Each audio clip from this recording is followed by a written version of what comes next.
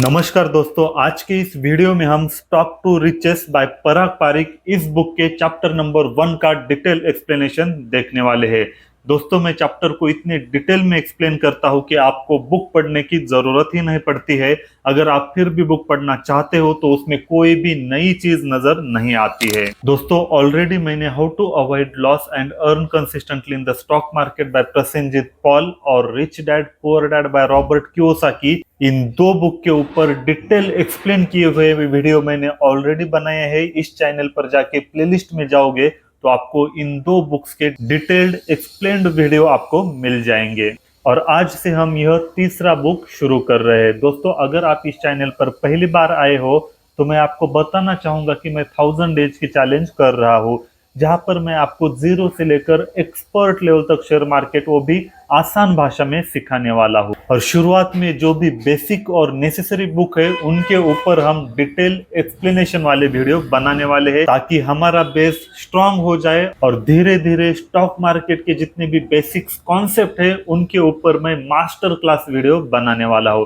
तो ओवरऑल अगर आप 1000 डेज की चैलेंज ज्वाइन करते हो या फिर 1000 डेज लगातार इस चैनल को फॉलो करते हो तो आपको शेयर मार्केट का एस भी नहीं आता होगा, तब भी आप शेयर मार्केट के एक्सपर्ट बन जाओगे। इतने डिटेल में मैं नॉलेज देने वाला हूँ।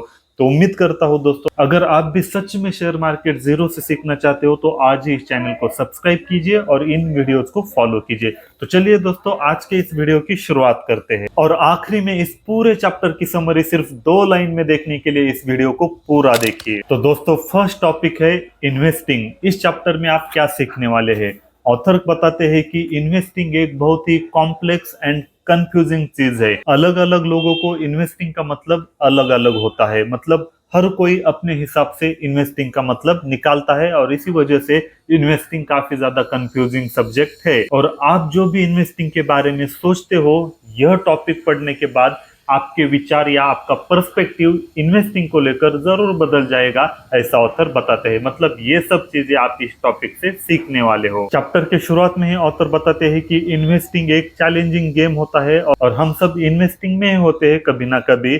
और जितना आपको क्लियरली पता होगा इन्वेस्टिंग क्या है, उतनी जल्दी आप सक्सेसफुल हो जाओगे या फिर उतने जल्दी सक्सेसफुली आप इन्वेस्टिंग को मास्टर करोगे। उससे पहले ऑथर ने एक डिनर कन्वर्सेशन बताया है इन्वेस्टिंग को लेकर, जो है father, mother, son and daughter के बीच में। सबसे पहले सन बोलता है, डैड मुझे कुछ पैसे दे दो, मुझे इन्वेस्ट करने हैं। मेरे सभी दोस्त ब्रोकर के पास जाकर उनके टर्मिनल से पैसे इन्वेस्ट करते हैं। फिर डैड पूछते हैं इन्वेस्ट, फिर सन बोलता है, जी हाँ डैड, मुझे इन्वेस्टमेंट करने हैं क्योंकि मेरे दोस्त भी स्टॉक को खरीद कर अगर प्राइस बढ़ जाते हैं तो उन्हें बेचकर वह पैसे कमा रहे हैं और मुझे भी इन्वेस्टिंग करनी है। डैड बोलते हैं फिर, ये उम्र तुम्हारी पढ़ाई करने की है ताकि तुम्हें अच्छा जॉब मिल जाए और तुम्हारा फ्यूचर सिक्योर हो जाए। मैं तुम्हें स्टॉक स्पेक्यूलेशन के फील्ड में नहीं जाने दूंगा, ऐसा फादर बोलते हैं। फिर उस कन्वर्सेशन में डॉटर भी आ जाते हैं। डॉटर कहती है कि मुझे भी कुछ एक्स्ट्रा पैसे चाहिए इस महीने, ताकि मुझे गोल्ड ज्वेलरी खरीदनी है, क्योंकि अगले कुछ सालों में मेरी शादी होने वाली है तो मेरे पास ज्वेलरी का कलेक्शन होना चाहिए। फिर उनकी मदर बोलती है, बेबी तुम अपने आप को एक बार शीशे में देखो, तुम्हारे बॉडी पर काफी ज्यादा फैट बढ़ चुका है, तुम्हारी फिगर खराब हो चुकी है। गोल्ड ज्वेलरी तुम्हारे शरीर पर तभी अच्छी लगेगी जब तुम्हारी फिगर सही होगी या फिर तुम्हारी बॉडी अच्छी होगी। इसलिए सबसे पहले दिन भर टीवी देखने के बजाय तुम जिम में जाओ और अपनी बॉडी पर मेहनत करो, ताकि जब तुम गोल्ड ज्वेलरी पहनोगी तब और भी तुम पर जचे। और जब तुम बहुत ज्यादा अच्छी लगने लगोगे तब तुम्हें अच्छा लड़का भी मिल जाएगा और तुम्हारी लाइफ भी सिक्योर हो जाएगी। उसके बाद डॉटर तुरंत बोलती है, my boyfriend is a big investor, वो कमोडिटीज बाय और सेल करता है एंड उसको पता है पैसे कैसे कमाने हैं, और हम लोगों ने डिसाइड किया है शादी करने का, तो मेरा फ्यूचर ऑलरेडी सेटल है, ऐसा डॉटर बोलती है। फिर सन बोलता है, ओके वो कमोडिटी इन्वेस्टर है क्या, तो अच्छी बात है। फिर कहता है, डैड देखो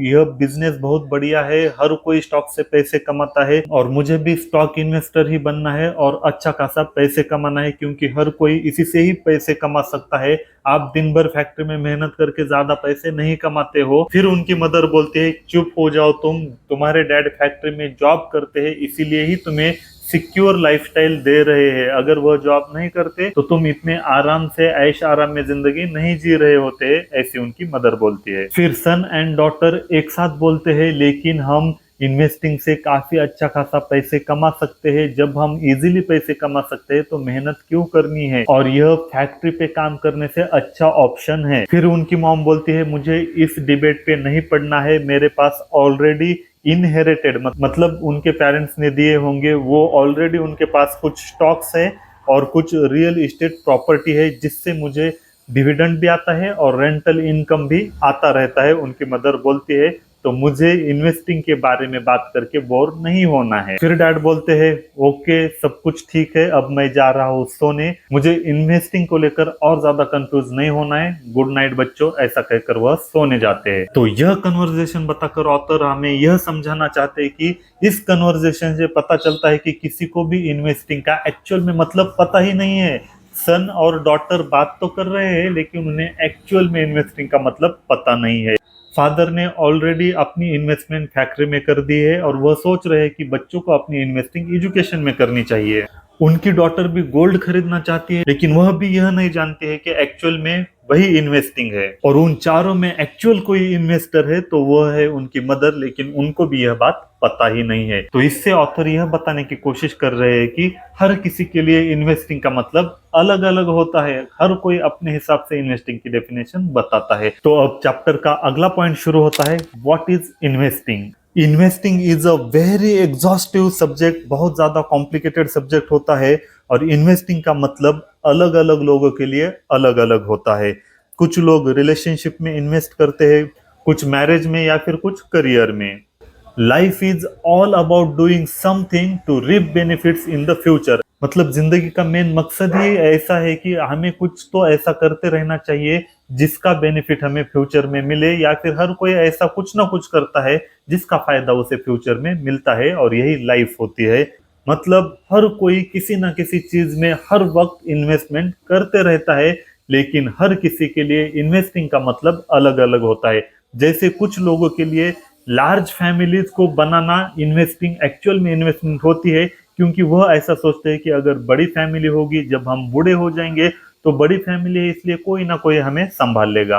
कुछ लोगों के लिए एजुकेशन का मतलब इन्वेस्टमेंट होता है, अगर अच्छा एजुकेशन मिल जाए तो अच्छी जॉब मिल सकती है और हमारा फ्यूचर सिक्योर हो जाता है। कुछ लोगों के लिए अपनी जमीन और उससे क्रॉप निकालना ही एक्चुअल इन्वेस्टमेंट होती है, जैसे कि फार्मर्स के लिए वह खेती करते हैं और अच्छा सा क्रॉप लेते हैं, उनके हिसाब से वही इन्वेस्टिंग होती है। कुछ लोगों के लिए स्मॉल फैमिली ही एक्चुअल इन्वेस्टिंग होती है, क्योंकि वह जानबूझकर अपनी फैमिलीज को छोटा रखते हैं ताकि हर किसी को quality education and standard of living provide किया जा सके। कुछ लोगों के लिए अपनी हेल्थ इन्वेस्टिंग होती है, जिसके लिए वह जिम में मेहनत करते हैं और अपने शरीर को अच्छा बनाने की कोशिश करते हैं। कुछ लोगों के लिए चैरिटेबल वर्क मतलब गरीबों की मदद करना इन्वेस्टिंग होती है, इसलिए वह टाइम निकाल कर लोगों की मदद करते हैं। और कुछ लोगों के लिए एक्सटर्नल एसेट्स जैसे real estate, shares, gold, silver, इन सब में इन्वेस्टमेंट करना एक्चुअल इन्वेस्टमेंट लगती है।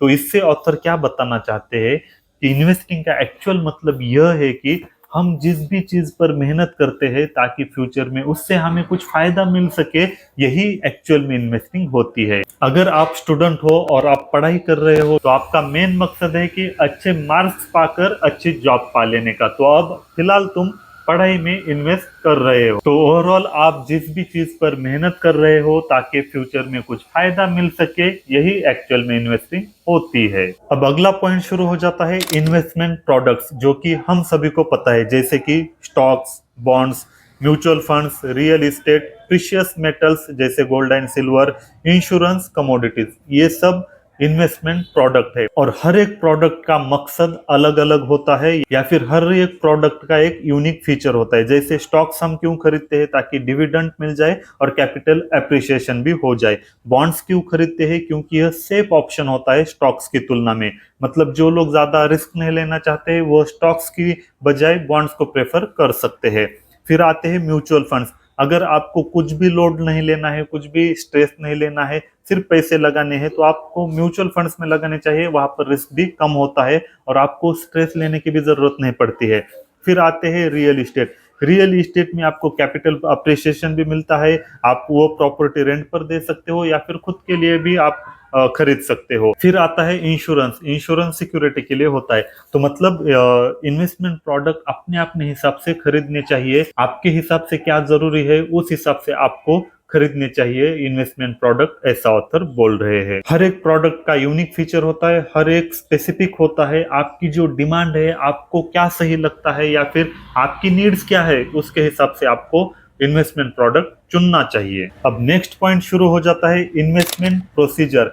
अब इन्वेस्टमेंट प्रोसीजर, प्रोसीजर मतलब आप कोई चीज कर रहे हो, ठीक उसी तरह दोस्तों इस पॉइंट में ऑथर ने यह बताया है कि आप कौन से इन्वेस्टमेंट प्रोडक्ट किस टेक्निक, मेथड या फॉर्मूला से खरीद रहे हो, उसे ही इन्वेस्टमेंट प्रोसीजर कहा जाता है।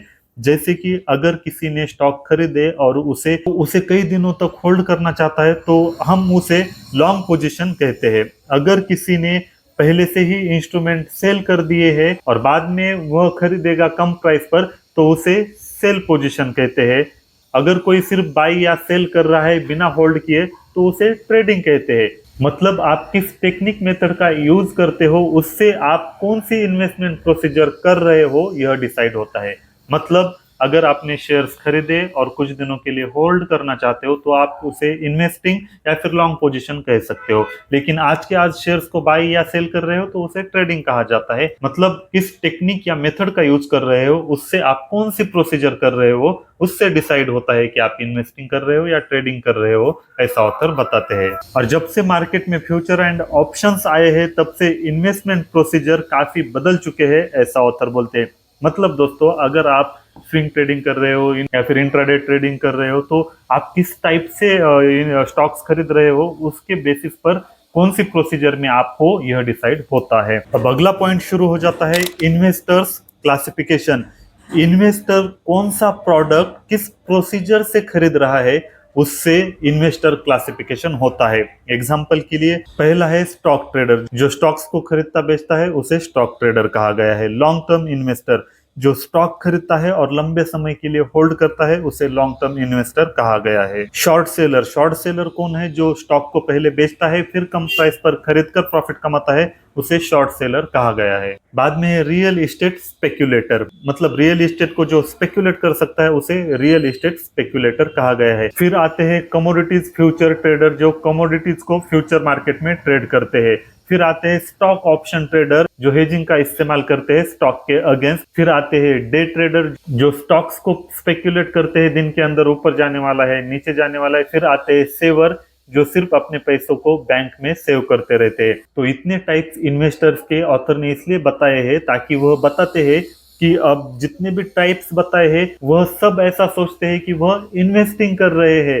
हर कोई इन्वेस्टिंग के नाम पर gambler, speculator, trader, hedger, saver, dreamer या लूजर होता है। मतलब इतने सारे इन्वेस्टर्स के टाइप बताए हैं। अगर किसी को भी पूछा जाए तो तुम क्या करते हो तो लगभग हर कोई बताता है कि मैं स्टॉक मार्केट करता हूँ या फिर इन्वेस्टिंग करता हूँ। मतलब इस पॉइंट से भी ऑथर शुरुआत में जो पॉइंट बताए यही बात समझा रहे हैं कि अलग अलग लोग इन्वेस्टिंग के बारे में अलग अलग सोच रखते हैं और हर किसी के नजर से इन्वेस्टिंग अलग अलग होती है। यही पॉइंट यहाँ पर भी वह समझा रहे हैं। अब अगला पॉइंट शुरू हो जाता है इन्वेस्टिंग इज अ प्लान।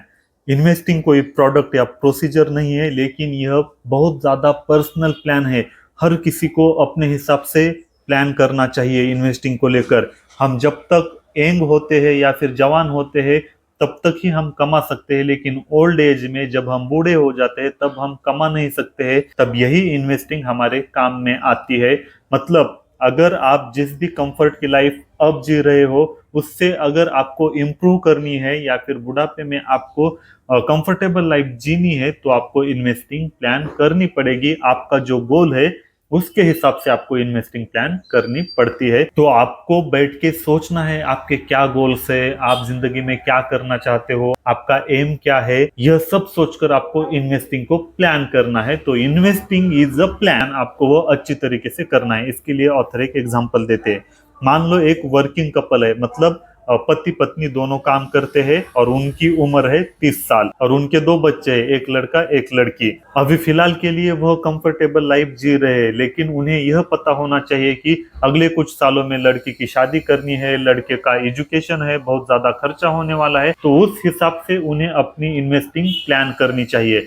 मतलब अभी वह जितना कमा रहे हैं उनमें से कुछ बचाना चाहिए और बच्चों की पढ़ाई, उनकी शादी, उनके बाकी के खर्चे, उस हिसाब से उन्हें प्लानिंग करनी चाहिए और साथ में कोई मेजर इलनेस ना आ जाए उसको लेकर भी जागरूक रहना चाहिए, ऐसा ऑथर का कहना है। और यह सब अच्छी तरीके से करने के बाद बुढ़ापे के बारे में भी उन्हें सोचना है ताकि बुढ़ापा भी आसानी से कंफर्टेबल जी सके, ऐसा ऑथर कहते हैं। मतलब इन्वेस्टिंग इज ऑल अबाउट अभी आप जो लाइफ जी रहे हो, फ्यूचर में आप कैसी जीना चाहते हो उस हिसाब से आपको इन्वेस्टिंग करनी चाहिए, बस इतना सा मतलब है। एग्जाम्पल के लिए ऑथर ने वर्किंग कपल का दिया है। अब ऐसा एग्जाम्पल हो सकता है कि कोई एक सिंगल लड़का या लड़की है जिसने शादी ही नहीं की है, तो उसका जो इन्वेस्टिंग प्लान है वह अलग हो सकता है, क्योंकि उस लड़के को या लड़की को कोई बच्चा नहीं है, कोई फैमिली प्रेशर नहीं है, तो उसका इन्वेस्टिंग प्लान अलग हो सकता है। इसलिए ऑथर बताते हैं कि इन्वेस्टिंग इज अ प्लान, आपको अपने हिसाब से प्लान करते रहना चाहिए। इन्वेस्टिंग का मकसद सिर्फ इतना है, अगर आप अभी जिस कंफर्ट की लाइफ जी रहे हो उससे बेहतर लाइफ करनी है, मतलब पॉइंट ए से पॉइंट बी पर जाना है, तो उस हिसाब से आपको प्लान करते रहना है, बस इतना सा आसान सा मतलब इस पॉइंट का है। अब अगला पॉइंट हमारा शुरू हो जाता है इन्वेस्टमेंट व्हीकल्स। अब यह पिक्चर देखिए, जैसा मैंने इन्वेस्टमेंट प्लान को लेकर कहा था, पॉइंट ए से बी पर पहुंचाने के लिए जो काम में आते हैं उन्हें ही इन्वेस्टमेंट व्हीकल्स कहा गया है, या फिर ऑलरेडी हमने इसे इन्वेस्टमेंट प्रोडक्ट कहा है, लेकिन यहाँ पर ऑथर ने इन्वेस्टमेंट व्हीकल्स कहा है। मतलब investment vehicles and investment product एक ही है, लेकिन यहाँ पर ऑथर ने इसलिए यह पॉइंट दिया है ताकि आपको इन्वेस्टमेंट प्लान के बारे में समझ सके डिटेल में। जैसा आपने कहा कि आपको एक कंफर्ट लेवल से दूसरे कंफर्ट लेवल तक पहुंचना है, तो वहां पर आपके काम आ जाते हैं इन्वेस्टमेंट व्हीकल्स।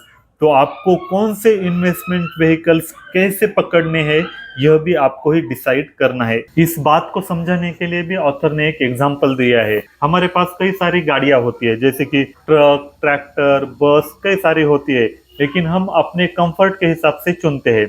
जैसे जो गांव में लोग रहते हैं, उनकी बड़ी फैमिली है, वह टाटा सुमो प्रेफर करते हैं। जो शहर में रहते हैं, छोटी फैमिली है, वह मारुति 800 प्रेफर करते हैं। कोई अपने बजट के हिसाब से बाइक भी खरीद सकता है। तो आप किस स्टेज पर हो, आपके लिए कौन सी गाड़ी जरूरी है, यह जैसे आपकी समझ में आता है, ठीक उसी तरह अगर आप इन्वेस्टिंग प्लान कर रहे हो तो आपका लक्ष्य क्या है, आप जिंदगी में कैसे जीना चाहते हो, उस हिसाब से आपको इन्वेस्टमेंट व्हीकल्स पकड़ने चाहिए। जैसे किसी के लिए स्टॉक्स इंपॉर्टेंट हो सकते हैं, कोई बॉन्ड्स में इन्वेस्ट करेगा, कोई रियल एस्टेट खरीदेगा, कोई गोल्ड खरीदेगा, तो कौन सा खरीदना चाहिए यह आपको ही डिसाइड करना चाहिए, ऐसा ऑथर बोलते हैं। अब अलग अलग लोग अलग अलग इन्वेस्टमेंट व्हीकल्स चुन सकते हैं, इसका मतलब वह गलत है और आप सही है, ऐसा नहीं है। हर किसी की जरूरत अलग होती है, हर किसी का लक्ष्य अलग होता है, इसलिए हर किसी को अपने अपने हिसाब से चुनना चाहिए। जैसे एग्जांपल के लिए ऑथर ने बताया है, अगर मुंबई से दिल्ली के होटल में जाना है तो आप मुंबई से दिल्ली जाने के लिए एयरप्लेन, बस, ट्रेन या फिर खुद की गाड़ी प्रेफर करोगे, और जब दिल्ली में पहुंच जाओगे तो दिल्ली से होटल तक, मतलब दिल्ली में पहुंचने के बाद होटल तक जाने के लिए आप पैदल भी जा सकते हो, बाइक भी ले सकते हो, टैक्सी, ऑटो, कार, ये सब प्रेफर करोगे। लेकिन आप होटल में जाने के लिए ट्रेन का तो इस्तेमाल नहीं करोगे ना। ठीक उसी तरह आपकी जरूरत क्या है उस हिसाब से आपको इन्वेस्टिंग प्लान करना चाहिए। अब अगला पॉइंट शुरू हो जाता है ट्रेंड्स एंड डाइवर्सिफिकेशन। ऑथर बताते हैं कि हमेशा एक जैसा समय नहीं चलता है, कभी मार्केट ऊपर जाता है तो कभी नीचे आता है, जब नीचे आता है तो ऊपर भी जाता है, मतलब वाइस वर्सा चलते रहता है, एक ही समय हमेशा नहीं रहता है। ठीक उसी तरह अगर हमें इन्वेस्टिंग से ज्यादा रिटर्न पाने हैं या फिर अच्छी इन्वेस्टिंग करनी है तो हमें डाइवर्सिफिकेशन अलग अलग एसेट्स में अपने इन्वेस्टमेंट प्लान के हिसाब से करने चाहिए, और ज्यादा से ज्यादा हमें ट्रेंड्स का फायदा उठाना चाहिए। जो भी जिस वक्त ट्रेंडिंग कर रहा होगा उस मोमेंट को हमें पकड़ना चाहिए। अगर आप ऐसा करते हो तो आपके पैसे काफी ज्यादा जल्दी बढ़ सकते हैं या फिर आपके पैसों को वेलोसिटी मिलती है, ऐसा ऑथर कहते हैं। मतलब किसी भी एक इन्वेस्टमेंट प्रोडक्ट में, जैसे स्टॉक्स में अगर आपने इन्वेस्टमेंट कर दी तो स्टॉक्स में ही इन्वेस्टमेंट रहने देनी चाहिए, ऐसा जरूरी नहीं है। अगर आपने स्टॉक से अच्छा खासा रिटर्न कमा लिया और आपको लगता है कि अभी गोल्ड में रैली आने वाली है, तो आप स्टॉक्स में से पैसे निकालकर गोल्ड में लगा सकते हो या फिर आधे पैसे निकालकर लगा सकते हो, ऐसा ऑथर का कहना है। मतलब आपको ट्रेंड्स पहचानना है, जो भी फिलहाल ट्रेंड्स में है उस ट्रेंड्स में इन्वेस्ट करना है और ज्यादा से ज्यादा फायदा लेना है। इसके लिए भी ऑथर ने एग्जांपल दिया है, जैसे 1998 और 2003 के दौरान, उस दौरान ज्यादा कुछ प्रॉफिट नहीं हुआ या फिर लॉस ही हुआ लोगों को, क्योंकि उस वक्त बियरिश मार्केट चल रहा था रियल एस्टेट में। तब कई सारे लोगों ने उसमें इन्वेस्ट नहीं किया, लेकिन जिन्होंने भी इन्वेस्ट किया उन्होंने काफी ज्यादा प्रॉफिट कमाया। क्यों? क्योंकि उस वक्त रियल एस्टेट काफी कम प्राइस पर या फिर कम वैल्यूएशन पर मिल रहे थे, यानी बियरिश ट्रेंड था उस वक्त, और जिन्होंने भी उस वक्त इन्वेस्ट किया उन्होंने अच्छा खासा प्रॉफिट कमा लिया। तो आपको ज्यादा प्रॉफिट कमाना है तो बियरिश मार्केट में खरीदना चाहिए, ऐसा ऑथर बोलते हैं। और यह बात तो हमने भी ऑलरेडी कई सारे वीडियो में बोली है, जब सारे लोग खरीदते हैं तो आपको बेचना चाहिए, जब बहुत सारे लोग बेचते हैं तब आपको खरीदना चाहिए। ठीक यही कॉन्सेप्ट है, मतलब ज्यादा प्रॉफिट कमाने के लिए आपको हमेशा बियरिश मार्केट में ही खरीदना चाहिए, और यही बात ऑथर ने यहाँ पर बताई है। अगला पॉइंट शुरू हो जाता है, each plan is different. Investment plan अलग अलग लोगों के लिए अलग अलग हो सकता है, डिपेंडिंग अपॉन उसकी उम्र क्या है, जेंडर क्या है, फैमिली कितनी बड़ी है, उनके गोल्स क्या है, एस्पिरेशंस क्या है, इच्छाएं क्या है। इस हिसाब से हर एक लोगों के लिए इन्वेस्टमेंट प्लान अलग अलग हो सकता है। जैसे अगर कोई यंग एज में है, 20 साल का लड़का है, तो वह ज्यादा रिस्क ले सकता है, वो स्टॉक में ज्यादा पैसे इन्वेस्ट कर सकता है। लेकिन वही अगर 70-80 साल का इंसान है तो वह स्टॉक्स में ज्यादा पैसे नहीं लगा सकता, ज्यादा रिस्क नहीं ले सकता।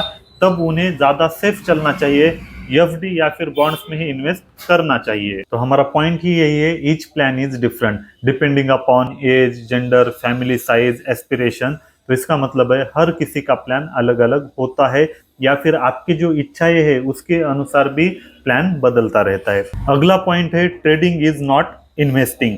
काफी सारे लोग शेयर मार्केट में बहुत ज्यादा कंफ्यूजन हो जाते हैं कि उन्हें अगर किसी ने पूछा तुम क्या करते हो, तो वह बोलते हैं इन्वेस्टिंग करते हैं, लेकिन एक्चुअल में वह इन्वेस्टिंग नहीं करते हैं। बहुत सारे लोग शेयर मार्केट से इस तरीके से पैसे कमाना चाहते हैं जिन्हें लगता है यही इन्वेस्टिंग है, लेकिन एक्चुअल में वैसा नहीं होता है।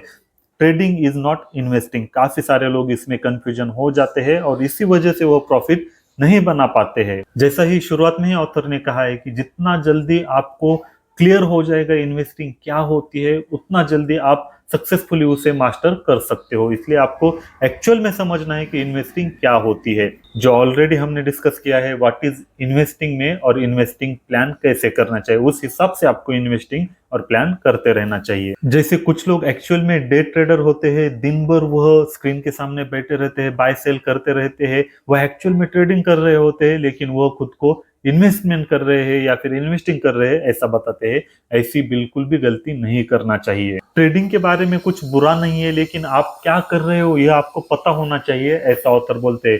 ज्यादातर ट्रेडिंग के बारे में हमें लालच दिखाया जाता है, ग्रेड दी जाती है, आप 1 महीने में डबल पैसे कर दोगे, इस तरीके के एक्सपेक्टेशन दिए जाते हैं, लेकिन एक्चुअल में उसी वजह से हमें ज्यादा लॉस होता है, ऐसा ऑथर बताते हैं। इसलिए सबसे पहले आपको क्लियर करना है आप इन्वेस्टिंग कर रहे हो या फिर ट्रेडिंग कर रहे हो या फिर गैम्बलिंग कर रहे हो या फिर स्पेकुलेशन कर रहे हो। जब भी आप क्लियर होगे तब जल्दी आप सक्सेसफुल बन जाओगे। और हमेशा शेयर मार्केट में जो भी बहुत बड़े इंस्टेंट ग्रेटिफिकेशन आइडियाज बताता है उनसे दूर रहना चाहिए। तो शेयर मार्केट में हर कोई ट्रेडर हो सकता है, लेकिन हर कोई इन्वेस्टर नहीं होता है। और इस चैप्टर का लास्ट का पॉइंट है प्लान ऑफ एक्शन। सबसे पहला पॉइंट है इसमें, make an investment plan for yourself. सबसे पहले इन्वेस्टमेंट प्लान बनाओ। दूसरा पॉइंट है आपको कौन से इन्वेस्टमेंट व्हीकल्स पकड़ने हैं और आपको कौन सी प्रोसीजर अडेप्ट करनी है, यह आपको डिसाइड करना है। मतलब आपको stocks, bond, real estate, gold, कौन सा इन्वेस्टमेंट व्हीकल पकड़ना है और कौन सी प्रोसीजर अडेप्ट करनी है। आपको ट्रेडिंग करनी है, इन्वेस्टिंग करनी है या फिर फ्यूचर एंड ऑप्शंस करनी है, तो कौन सी प्रोसीजर एडॉप्ट करनी है यह भी आपको डिसाइड करना है। तीसरा पॉइंट है, अगर आपको लगता है कि ट्रेडिंग आपके लिए सही है तो आप ट्रेडिंग करो, लेकिन यह समझो कि आप ट्रेडिंग कर रहे हो, इन्वेस्टिंग नहीं कर रहे हो। तो जब भी मार्केट में काफी बड़ा उतार चढ़ाव आएगा तो बड़े झटका खाने के लिए भी आपको तैयार रहना चाहिए जब आप ट्रेडिंग कर रहे हो, क्योंकि आपने ट्रेडिंग को खुद चॉइस किया है और इसके लिए आपको प्राइस देनी पड़ती है, ऐसा ऑथर बताते हैं। और investment planning is a continuous process. ऐसा नहीं है कि अभी आपने 5 दिन देकर काफी अच्छा सोचा कि मेरा यह लक्ष्य है, मुझे इस तरीके से इन्वेस्टमेंट करनी चाहिए, और फिर उसकी तरफ देखा ही नहीं है। ऐसा नहीं होता है। हर दिन, हर वीक, हर महीने आपका इन्वेस्टमेंट प्लान चेंज होते रहता है, क्योंकि यह कंटिन्यूअस प्रोसेस है। जिसमें भी आपको प्रॉफिट हुआ है उससे निकलकर जिसमें ज्यादा अपॉर्चुनिटी दिख रही है उसमें आपको जाना चाहिए, उस हिसाब से प्लानिंग करते रहना चाहिए। मतलब investment planning is a continuous process. तो इन सब के बावजूद अगर आपको लगता है कि इक्विटी या स्टॉक में इन्वेस्ट करना ही आपके लिए फेवरेबल है, तो उसके लिए स्ट्रैटेजी लगती है, और इन्हीं स्ट्रैटेजी के बारे में हम अगले चैप्टर में जानने वाले हैं। तो दोस्तों पूरे चैप्टर को मैंने एक एक लाइन में आपको एक्सप्लेन कर दिया है। अगर आप यह वीडियो देखने के बाद अगर बुक पढ़ते हो तो कोई भी नई चीज आपको नजर नहीं आती है। अगर आप यह बुक खरीदना चाहते हो तो नीचे डिस्क्रिप्शन में मैंने लिंक दे दी है, और इस पूरे चैप्टर की समरी सिर्फ 2 लाइन में कर दूं तो इन्वेस्टिंग क्या है यह सबसे पहले आपको समझना है, क्लियरली समझना है। जब आप इन्वेस्टिंग क्या है यह समझोगे तो काफी जल्दी सक्सेसफुल बन जाते हो और उसे मास्टर कर लेते हो। लेकिन अगर आप इन्वेस्टिंग के नाम पर ट्रेडिंग करते हो, स्पेकुलेशन करते हो, गैम्बलिंग करते हो, तो आपको बहुत बड़ा नुकसान हो सकता है। बस इस पूरे चैप्टर का यही मतलब होता है, आपको इन्वेस्टिंग क्या है एक्चुअल में इसका मतलब इस चैप्टर से समझना है। तो आई होप दोस्तों आपको ये वीडियो काफी ज्यादा पसंद आ गया होगा। अगर आपको ये वीडियो पसंद आया है तो यह वीडियो उन लोगों के पास शेयर कीजिए जिनके पास बुक पढ़ने का टाइम नहीं है, लेकिन वह एक्चुअल में बुक पढ़े जितना नॉलेज लेना चाहते हैं। उनके पास मेरे वीडियो शेयर कीजिए। और आप भी सच में दिल से शेयर मार्केट सीखना चाहते हो तो इस चैनल को जरूर फॉलो कीजिए। मिलते हैं चैप्टर 2 के एक्सप्लेनेशन में।